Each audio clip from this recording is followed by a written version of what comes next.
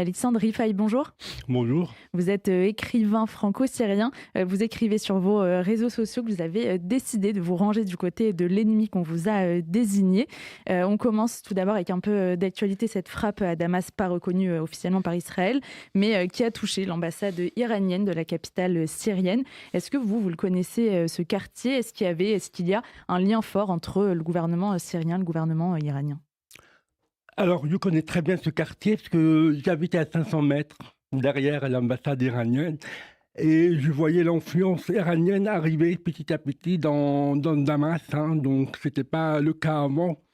Et effectivement, c'est un complexe, hein, ça a commencé par un petit bâtiment, puis je pense après, c'est devenu un complexe dans le consulat. Alors, vous n'allez pas demander à un Syrien comme moi de pleurer sur le sort des militaires de hauts officiers iraniens qui ont le sang de Syriens sur la main.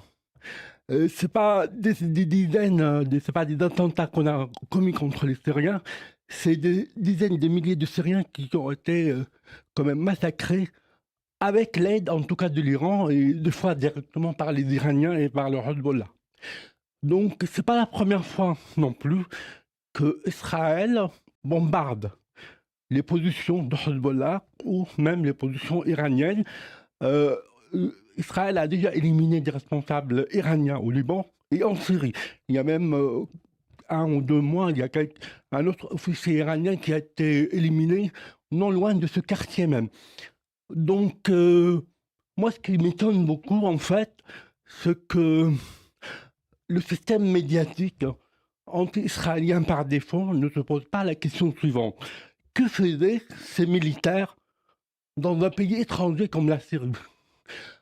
Que faisaient ces militaires dans une ambassade diplomatique? C'est ça la question qu'il faut se poser. C'est pas des diplomates. Dans cette attaque, il n'y a aucun diplomate qui a été touché. C'est des militaires. Et des militaires qui avaient en charge de la stratégie menée auprès des mouvements terroristes comme le djihad islamique, comme le Hamas, le Hezbollah, etc., etc. Et puis l'Iran, c'est pas nouveau. Hein. Qu'en est-il de la mainmise politique, militaire de l'Iran dans la région, en Irak, en Syrie, au Liban, au Yémen, aujourd'hui même en Jordanie?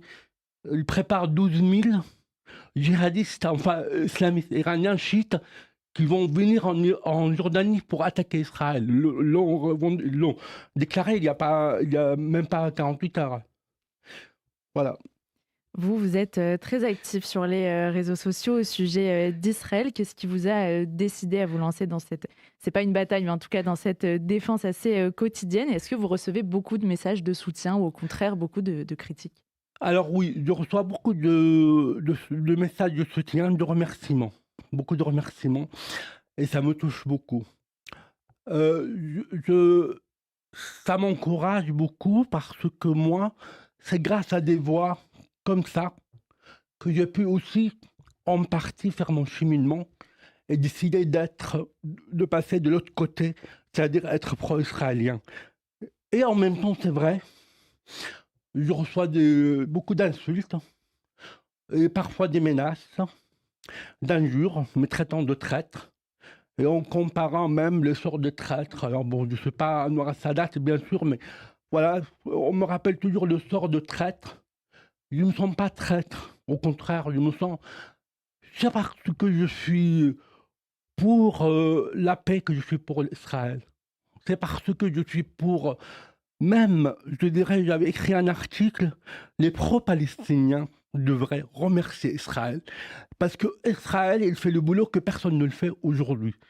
Et il fait le boulot de tout le monde. C'est-à-dire combattre les terrorismes islamiques qui a ravagé la région, qui a détruit toute la région. Pas uniquement Gaza. On entendait en début de semaine sur France Inter Wajdi Mouawad Dramaturge, né au Liban, qui évoquait la haine antisémite que lui, il a connue au Liban étant petit, les Oui. efforts pour s'en défaire, et le fait que la situation à Gaza, ça le ramenait à ses pensées sombres. Comment vous réagissez à ça? Est-ce que la haine antisémite, la désignation de l'ennemi sioniste, vous l'avez connue aussi quand vous viviez en Syrie? Mais bien sûr, il y a, il y a, il y a 15 ans, je travaillais sur un projet de scénario. et j'ai été reçu par une productrice française assez connue. La première chose qu'elle m'a dite: «Les Syriens sont très antisémites». Oui, j'ai vécu dans ça. J'ai très mal réagi à cette phrase, mais cette phrase m'a fait beaucoup réfléchir. Parce qu'effectivement, l'antisémitisme est ancré, c'est la haine des juifs. Et alors en fait, ils vont vous dire: «Non, en fait, on n'est pas contre les juifs, on est contre Israël». C'est toujours cette chanson. Mais si vous regardez, donc ils sont pour la cause palestinienne. Moi, ça me fait beaucoup rire quand j'entends Rima Hassan dénoncer l'apartheid israélien. Qu'est-ce qu'elle pense de l'apartheid dont sont victimes les Palestiniens dans les pays arabes? Aucun droit civique. Au Liban même, vous avez une liste de métiers, même en Syrie, que les Palestiniens ne peuvent pas exercer parce qu'ils sont palestiniens. Alors, c'est bien beau de dire on est contre Israël pour la cause palestinienne.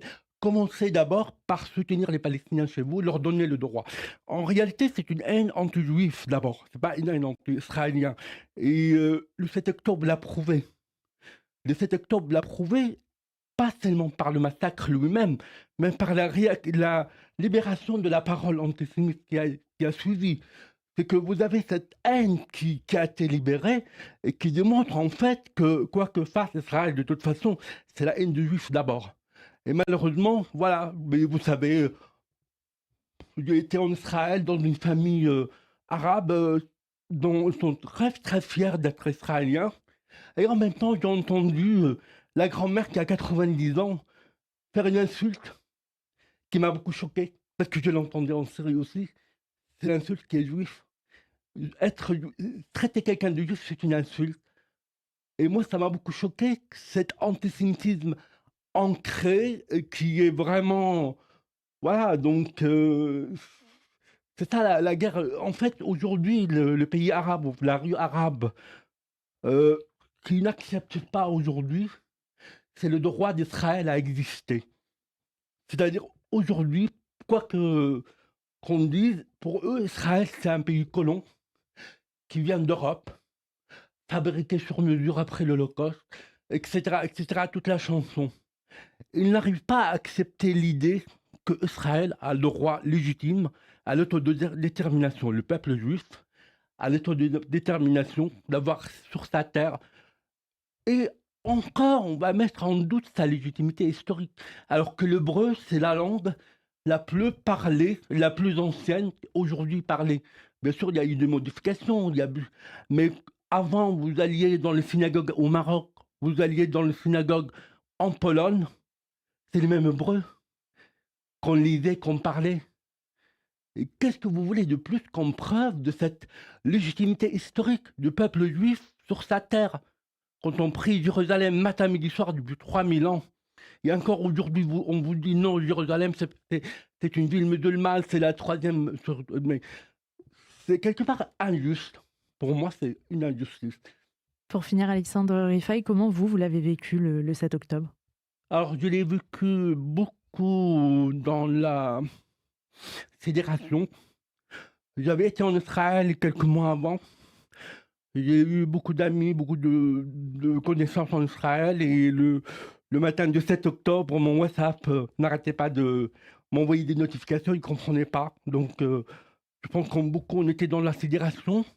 Je suis aussi, comment dire, je m'attendais un peu à ça.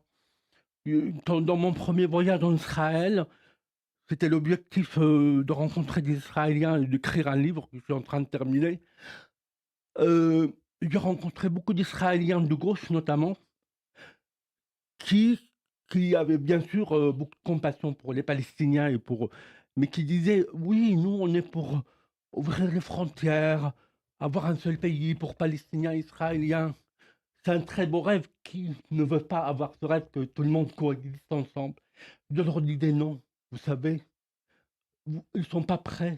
On n'est pas prêts aujourd'hui. Peut-être dans quelques générations, si on arrive à exterminer la haine, je leur disais quelque chose de fort. Ils veulent votre mort. Ils veulent votre mort. Pas tout le monde, mais ils veulent votre mort. Et vous savez, le 7 octobre est arrivé. Et je suis revenu en Israël et les mêmes gens, ils m'ont dit: «Tu avais raison» et malgré ça, ils ont encore la compassion pour les Palestiniens et c'est à leur honneur, hein, bien sûr, mais j'aimerais bien avoir la même compassion du côté arabe concernant les victimes israéliennes et au moins pour les otages. Aucune enfin, pour ça n'existe pas.